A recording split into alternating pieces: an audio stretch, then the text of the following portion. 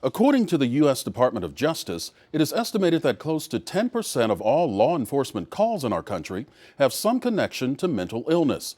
Statistics show the burden on police officers and deputies to handle mental illness episodes is on the rise. In part 2 of her series, Mental Health Crisis in North Carolina, Heather Burgess looks at the need for law enforcement to be trained to handle people with mental illness and how one Eastern North Carolina family is working to make sure officers are trained in Crisis Intervention Team or CIT training in hopes of preventing tragedy.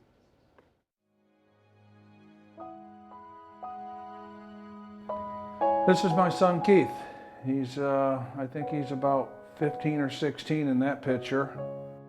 Just a great young man, never been in trouble, just a great kid. Then when he was 17, we found out he had schizophrenia.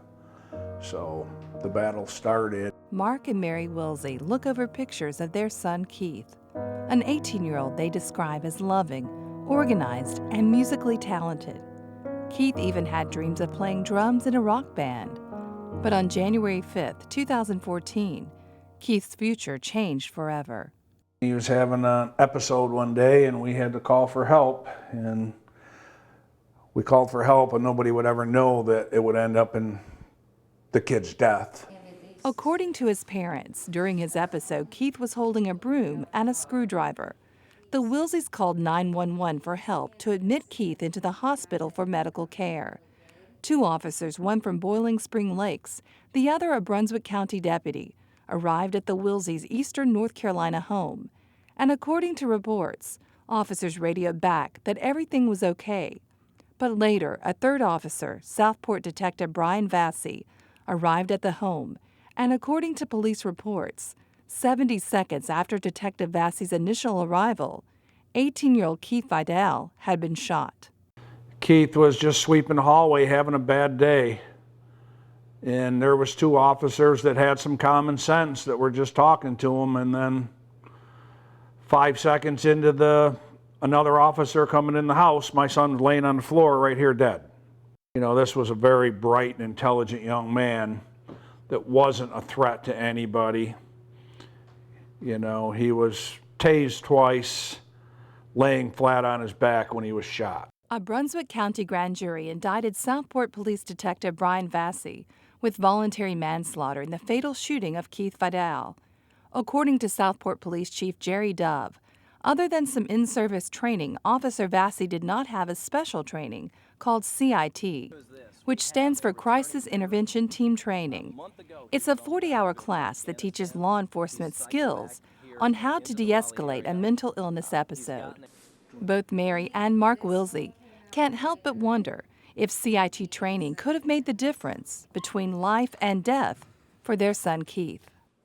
A tragic thing that we don't want nobody else's family should have to do it. We called for help to get help. Tragic things happen when people with mental illness are together with law enforcement. Even though law enforcement have a very important role because they have to transport in their call to de-escalate situations, it's very easy for all of their police training to kind of override the other de-escalation training.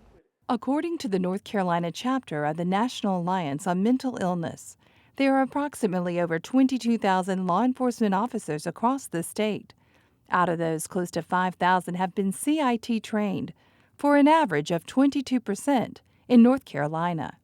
The course really taught me that a lot of the people that we deal with, mental illness or developmental disability, plays some part in how they became to be interacting with the police. The Raleigh Police Department has been a CIT pioneer in the state, training officers on how to deal with people they encounter during calls who exhibit signs of mental illness. What you're going to see from your training this week is very visible signs that this person is psychotic. He's really suffering. And it's one of the few calls for service that we'll go on where we'll actually turn it over to another officer who we believe might handle it better. Because pretty much everything else we're all trained to do. We're trained to handle whatever the situation might be. I just got back from Afghanistan and I just started working here, and you know, I can't talk to the people I work with because they don't know. I mean, they just don't understand. Yeah, is there anything I can do to kind of maybe change your thought processing right now? You know, Some help I can get you? Through scenario-based training, Officer Macario says CIT teaches officers how their police response should change to calm the situation, and that force should be the last option. You know, on our badge is written protect and serve, and I think the protect part is pretty easy for us to understand. You know, there are bad people that do bad things, they make bad decisions, and then they have to be held accountable for that. I see the mental illness section more as the service aspect. I mean, there are people out there who literally are just suffering. Their behavior is sometimes in part or all caused by their mental illness. We probably go to an average of at least 5 calls a day where a mental health issue plays a role in what we do in those cases.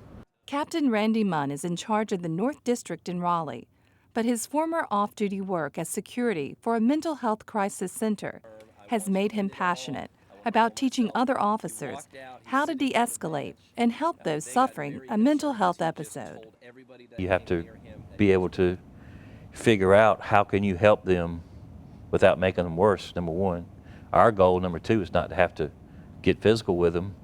And number 3 is to try to get them to buy into their own treatment to let you help them. stop it. I'm not going to do it. Who are you having a conversation with? John, John. Who's John? you don't see John? But officers say the crisis intervention training, most of all, gives an idea of what is going on inside a troubled mind. Some folks with mental disorders hear voices all the time. So we try to give the guys an understanding of what that feels like. And the way we do that is with a program with headsets, and we play different tapes. And we try to make them do different functions. Multitask is basically what it is, while that's going on in their head, to see if you know, how hard it is for someone who has that disorder to be able to function in an everyday type of environment. It puts you in a place where you normally don't ever go, and it makes you uncomfortable. And that's what these folks are dealing with when you step into their world. They see you as someone not necessarily there to help them sometimes. If we can provide them support, if we can provide them resources, if we can de-escalate their family member and get them back to a pre-crisis state, if we can just be an open ear for them and let them know that this is something that we do and that we care about, it really has made a huge difference. And you know, sometimes the situation doesn't get better, but in many cases, our interactions with them really start them on the road toward getting services for the first time, or possibly really reaching a state of recovery. For the Wilsies, they have now made it their mission to ensure officers get crisis intervention team training. They are pushing to introduce what would be Keith's Law into legislation that would make CIT training mandatory for all North Carolina law enforcement. We don't want it to happen to somebody else. Our son should still be alive. If this officer was trained and came here with an open mind and knew what he was dealing with, our son would still be alive.